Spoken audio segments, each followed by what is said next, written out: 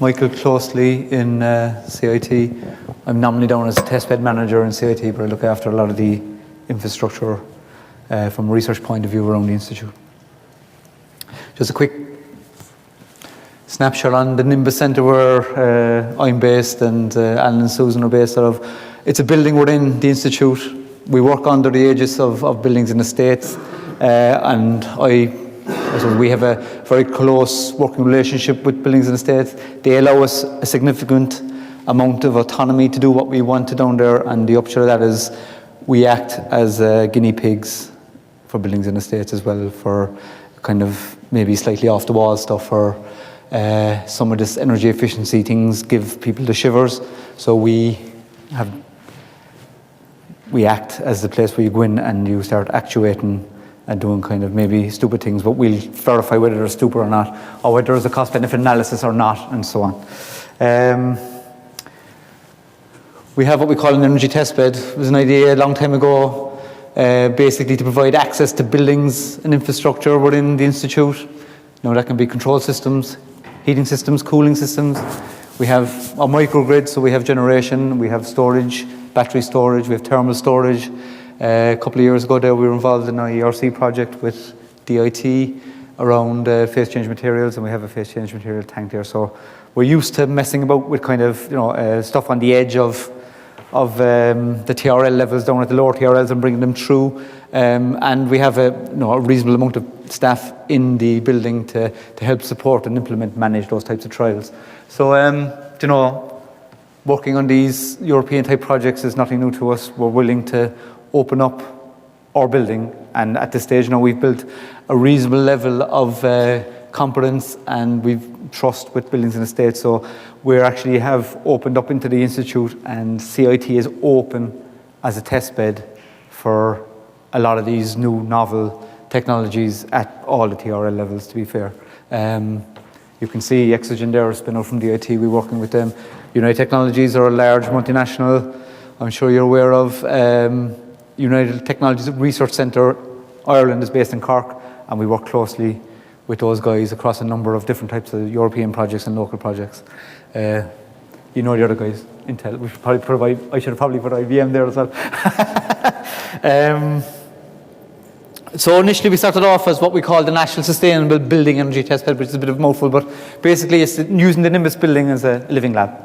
In the true sense of a living lab, there's people in there that'll open windows when they shouldn't, they'll open doors when they shouldn't, they turn off the radiators without telling me when they shouldn't, they turn on the radiators without telling me when they shouldn't. There's people who have heaters under their desks that they shouldn't, but that's real life, going back to the simulations are fantastic, but sometimes they're nowhere near the real interactions of the building. So can you drive a stochastic model for fuckwittery or something, or people who shouldn't do what they shouldn't? So I suppose the purpose of it really was to produce a national resource for research and development, which we've done, and the idea was, I suppose, to expand into the campus as a whole, smart neighbourhood, all those groups of buildings that can talk to each other, which we've done. And the whole idea is that we build a scenario where we can collaborate with industry and other higher education institutes within Europe, which we have done, I suppose.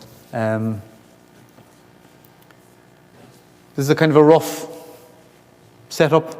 We have a microgrid and we have a heating system, the usual BMS. So the building environment is controlled by a typical BMS. What's the name of the BMS again? Cylon, sorry. It's a Cylon BMS, and on the right hand side we have a microgrid that's controlled by a SCADA PLC setup. We have a middleware sitting over that using OPC, so we can swap the data between the two.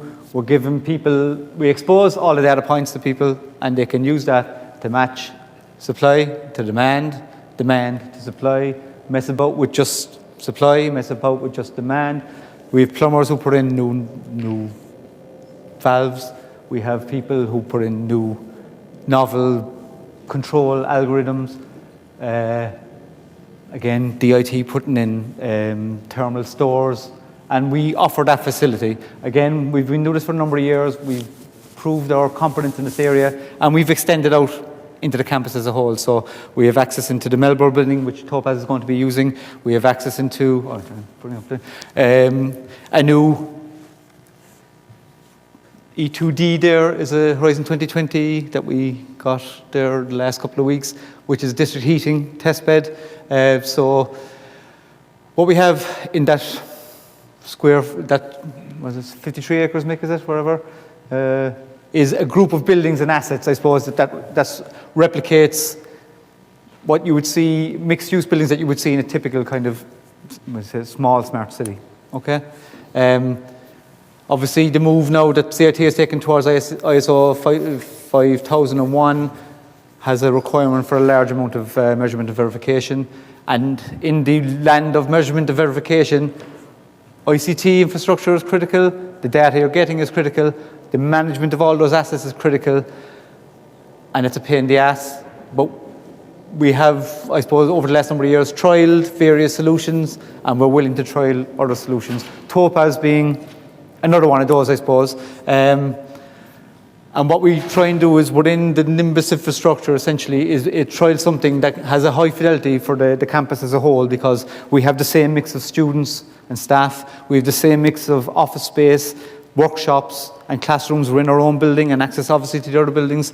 We're within the same IT infrastructure. We have the same firewalls. So we act, I suppose, to a certain extent as the research arm for buildings and estates. You know, there's a nice idea there in conjunction with SAI. There might be some obstacles to implementing that as a whole across the campus, but we're willing to take it in under our auspices and trial it and produce the data which will give buildings and estates the competence or the confidence, I suppose, to roll it out at a larger level. There's our CIT neighbourhood, if anyone not familiar with the campus. The rightmost blue arrow there is Nimbus building. The one below it there is the Melbourne building, which we're going to be looking at through Topaz, and the campus moves forward that way. So within this campus we have 3 CHPs, 50, 113, 315 kilowatt electrical. There's a PV array, we have battery storage. This new district heating testbed is available. We also have, as part of the campus, a passive near zero energy building, which is available to us. 2 data centers, which are basically the server rooms for the campus. Heat to electricity engine. Oh, I think that's the oxygen engine, I think, is it? Sorry. Now, all these are governed, obviously, by BMS and SCADA controls, but we've decided to expose these data points to the world, we say, but obviously to the world through our filters. Everything at the moment is fully monitored. Most of it is connected. Again, the various M&V systems that we put in place are slowly being aggregated together, and we have a way to provide that information to people. And I suppose what's probably unique is that CIT are willing to allow people to actuate in the live operational building. Not too many people will allow that. So you can cut into our heating systems. We've allowed people cut into our heating systems. Michael is smiling here now, but I mean, they told him that that's what we're doing.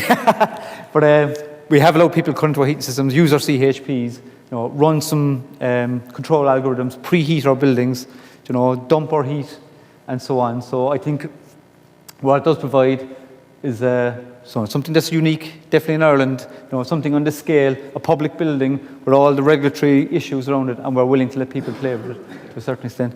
The only issue, of course, is it's a pain in the ass for me and for Michael, because you've new contracts with external companies coming in.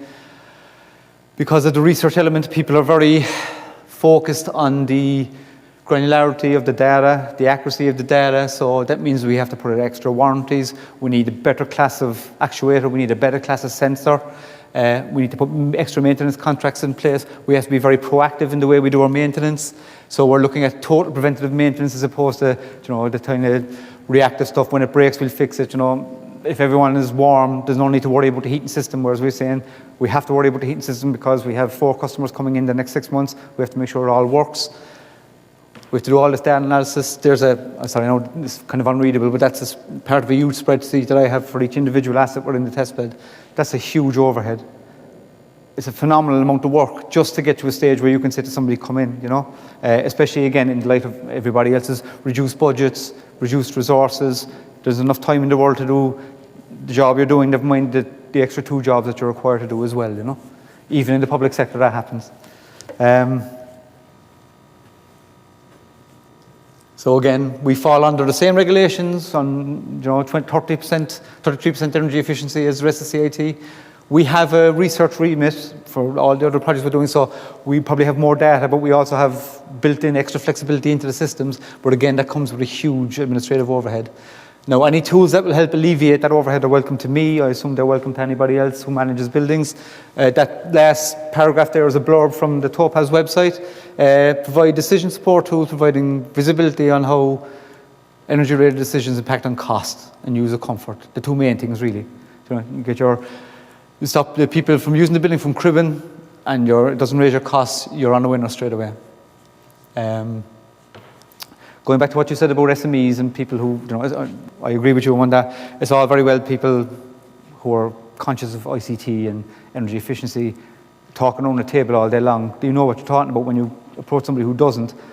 You said you can take this morning, I know I'm going to kill you. I'm going to kill you with this comment that you made now. But you take an IoT node out of a box, you throw it on the ground, and it automatically configures itself, and it goes to the cloud. It doesn't. Not yet. That's what we're going to do. I know, but it doesn't. But people are saying IoT this and IoT that. You have to take something out of a box. A guy has to come in and commission it. He has to get it working. He has to calibrate it. He has to put it together. It has to be wired up. Has to be tested. It has to be recommissioned. That's an expense, and that's just to give you another temperature sensor in a room, So these things have to become, I agree, they have to go like that, but, will it ever get to that you can just throw something up in the air and it reconfigures itself, and it suddenly becomes a temperature sensor, and this one becomes a CO2 sensor, and this one becomes a humidity sensor? That's a long time away yet. So we have to work within the bounds of what's reasonable and real for an SME, a person in SME who's willing to throw maybe 20,000 euros into improving their building, but they don't have to be an expert in ICT, they don't have to be an expert in electronics, they don't have to be an expert in financing, I suppose, or in BMS systems, or we need something that will, I suppose, envelop itself into an existing BMS system fairly easily and fairly quickly, which is obviously going to have to be wireless based, So, and it's something that you do, at least when you press the button, that it kicks in fairly normally. So that's the kind of thing we're involved with, moving from traditional hardwired BMS systems to, I won't say IoT, but autonomous sensors that are wireless based that will feed back into a distributed control system. We're going from the old distributed control systems that are out in industry to ones that will go into your home or into small industries, I kind of lost the run of myself then, but that kind of got me this morning. I said, "Jeez, it's not that easy. It might be that easy in 20 years, but it's certainly not going to be that easy now." And particularly in light of 2020 is coming for public sector bodies, 2030 is coming not too long after that, and nobody knows where we're going to be after that. So that's kind of, I'm looking forward to seeing what Topaz can do for me to make my life a bit easier. I assume anybody else here who's involved in building management would say the same. That's it.